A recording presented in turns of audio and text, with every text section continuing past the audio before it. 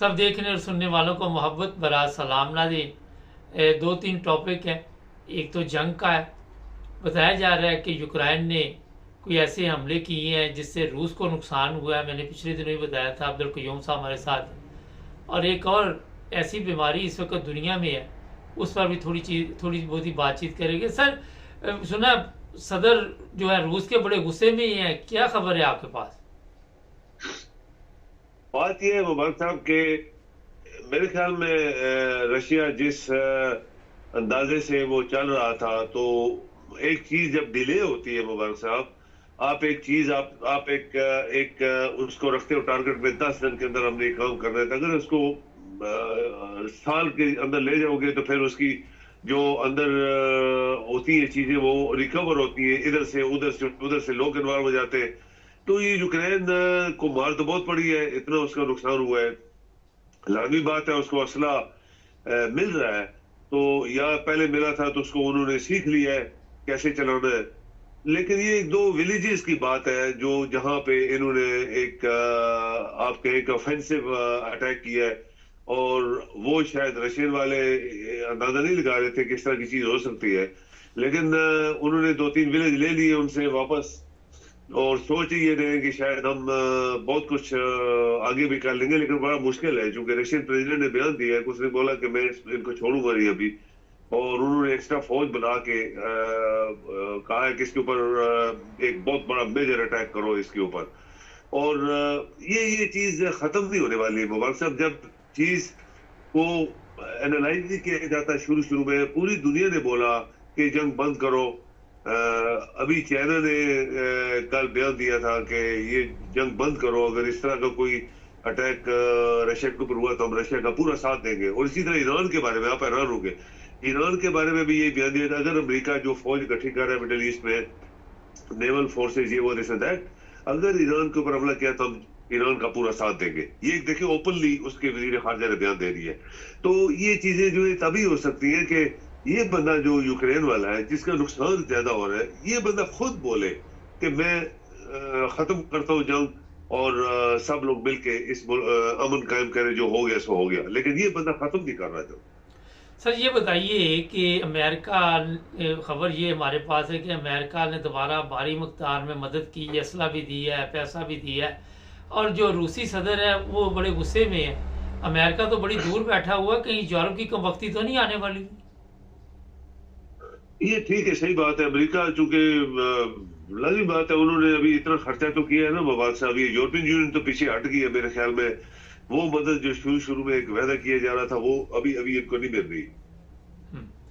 अच्छा, थोड़ा सा ये बातचीत कर लें। एक नई बीमारी है, उसकी वजह से कई ममालिक जो हैं उनके मुतल्लिक इतला है कि मुतासर हो रहे हैं। पाकिस्तान में भी उसके केस हैं, स्वीडन में ये अब्दुल कयूम साहब, वहाँ भी इक्का दुक्का केस सामने आए हैं।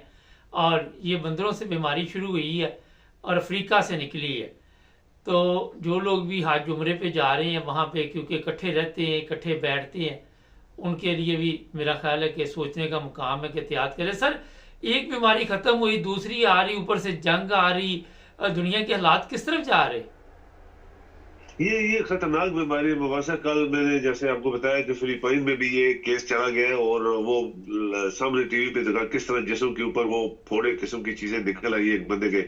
और वो कहते हैं यही जो पाक किस्म के कोई चीज है, बीमारी है। और ये अफ्रीकी जो आपको पता है बड़ी बड़ी बीमारी है जो दुनिया में फैली थी, अफ्रीका से फैली थी। वहां पे इनका रहन सहन, खाना पीना, सब चीजें, और गंदगी, और ये सब चीजें जिसकी वजह से जब ये यूरोप में ट्रेवल करते हैं तो कंट्रोल होना चाहिए। अभी मेरे ख्याल में अभी जो है वो सख्ती होगी एयरपोर्टों के ऊपर, यहाँ पे भी, कि कोई भी बंदा बाहर से आएगा उसके पूरे टेस्ट होंगे, सब कुछ जो निकलेगा उसको भी बोलेंगे ये इंजेक्शन लगा के जाओ। तो इससे अल्लाह करे कि ना फैले, क्योंकि हम लोग आपको पता ही है मुबारक साहब, पूरी दुनिया में करोड़ों दुनिया मरी थी।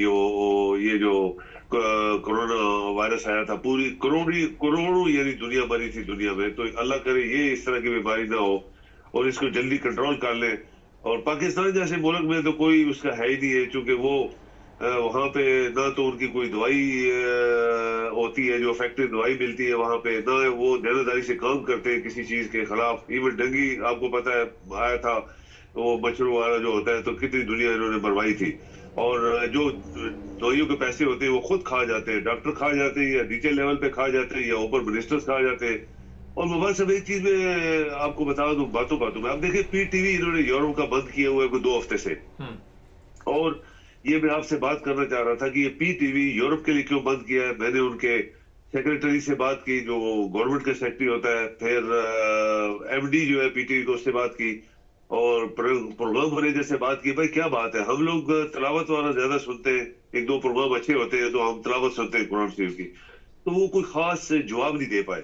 تو یہ چیزیں اس طرح مجھے ایسے پہ شک پڑا کہ یہ چونکہ یعنی یورپ کے لوگ شاید وہ سوچتے ہیں کہ ہم لوگ عمران کو سپورٹ کرتے ہیں یا باقی لوگ سپورٹ کرتے ہیں, تو ان کی ایک چیز بند کرو, ان کو کچھ سہولیات جو ہے وہ بند کرو. یہ سیٹلائٹ کے اوپر دنیا کے چینل آ رہے ہیں تو پی ٹی وی انہوں نے بند کر دیے. سر پاکستان میں تو انٹرنیٹ کا ویسے ہی پرابلم بنا ہوا ہے, کیونکہ جرنیل کیونکہ ہماری حفاظت کے لیے ہے, اور لیکن ان کو خود اس وقت حفاظت کی ضرورت ہے. وہ یوٹیوب نہیں چلنے دے رہے, واٹس ایپ نہیں چلنے دے رہے. لوگوں کا بزنس جو ہے وہ جس طرح شیر افضل کہتا تھا سب کا پروگرام بڑھ گیا ہے. تو آپ کیا سمجھتے ہیں کہ اس طرح کتنی دیر ہم چلیں گے؟ آج بنگلہ دیش کے ایک وزیر تھے, ہمارے پاس ویڈیو آئی ہے, اس کو ننگا کر کے نا بالکل, تو وہ جوتے مار کے لے کے جا رہے ہیں. کہیں یہ حالات ہمارے بھی تو نہیں ہونے والے؟ یہاں پہ مبارک صاحب آپ کو پتہ ہی ہے کہ پاکستان کے لوگ 75 سال بولے نہیں ہیں. بنگلہ دیش تو 30 سال کے بعد باغی ہو گیا اور پاکستان سے انہوں نے علیحدہ ملک بنا لیا. ابھی پھر 30-35 سال کے بعد باغی ہو گئے وہ. تو یہ پاکستانی لوگ جو ہے ان کی کیا فطرت ہے, یہ بڑا میں حیران ہوں, دنیا بھی حیران ہے کہ یہ کیسی قوم ہے کہ ان کے اوپر ہر چیز حاوی ہوتی ہے اور یہ بولتے ہی نہیں ہے. تو پھر آپ کے ادارے جو ہے پھر آپ کے اوپر حاوی ہو گئے. ابھی دیکھیں نا سول آپ کی گورنمنٹ کوئی گورنمنٹ نہیں ہے. اگر آپ ہسٹری مبارک صاحب میں ایک ہسٹری پڑھ رہا تھا, آپ حیران ہوں گے جتنے ڈی جی ایس آئی آئے انہوں نے کیا کیا مار کے مارے, آپ پریشان ہو جائیں گے سن کے. جتنے چیف آف آرمی اسٹاف آئے کسی کو مت بھولے, سب نے بڑے بڑے کیا کہتے ہیں انہوں نے بڑے بڑے مار کے مارے, اپنی پاور استعمال کی آرمی کی. تو ایئر فورس نیوی خاموش بیٹھی ہے, لیکن آرمی والے جو ہے ان کے پاس چونکہ اسلحہ زیادہ ہوتا ہے, بڑی فوج ہے, 1 ملین لوگ ہیں, 100 تو انہوں نے پورے ملک کو قبضہ کیا. ادارے اچھا دوسرا یہ کہ سیاستدان چور ہے, سب سے بڑی بات ہے سیاستدان چور ہے, اور سیاستدانوں کی چوری کے اوپر یہ ملٹری والے حاوی ہوتے ہیں, ان کو پتا ہوتا ہے یہ چور ہے اور یہ کچھ بھی نہیں کریں گے, جو حکم دیتا ہے وہ. ججز بھی اسی طرح چور ہے, ججز تو ابھی اکا دکا صدیوں کے بعد کوئی بول رہے ہیں, پہلے تو یہ سارے ان کے جو وہ کہتے تھے وہی ڈیسیژن ہوتے تھے. تو آج جو کچھ ہو رہا ہے یہ ملک کے لیے ٹھیک نہیں بابا صاحب.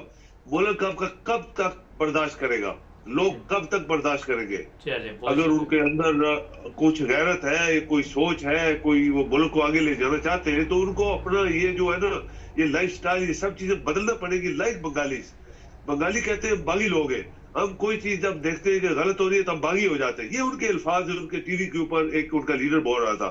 تو پاکستانی تو کھا پی کے وہ کہتے ہیں کھا پی کے تکے کباب رات کو سو جاتے ہیں, صبح دیکھا جائے گا کیا ہوگا. ملک سے ان کو کوئی غرض نہیں ہے. چلے بہت شکریہ جی مہربانی.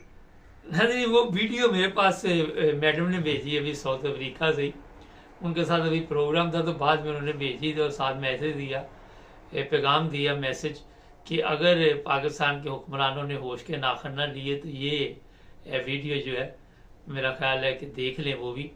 اور آپ کو یہ میں بتا دوں کہ پاکستان کے یہ سیاستدان یا یہ جرنیل یا یہ جج پاکستان کو ٹھیک کرنے کے لیے نہیں آئے ہوئے, کیونکہ ان کو پتہ نہیں ٹھیک کیسے کرنا. کسی کو پتا ہوگا تو ٹھیک کرنا نا, جب آپ نے سیکھا ہی غلط کرنا ہے تو آپ غلط پہ غلط کرتے جائیں گے. اپنے آپ کو بچانے کے لیے کبھی آنکھیں بند کر لیں گے کبوتر کی طرح, کبھی لومڑی کی طرح چلاکیوں کے ساتھ کوئی نہ کوئی کام ڈالتے رہیں گے. تو جناب اپنی کمزوریاں چھپانے کے لیے ملک کو داؤ پہ لگایا ہوا ہے. چینل کو سبسکرائب کریں, جڑے رہیں ہمارے ساتھ.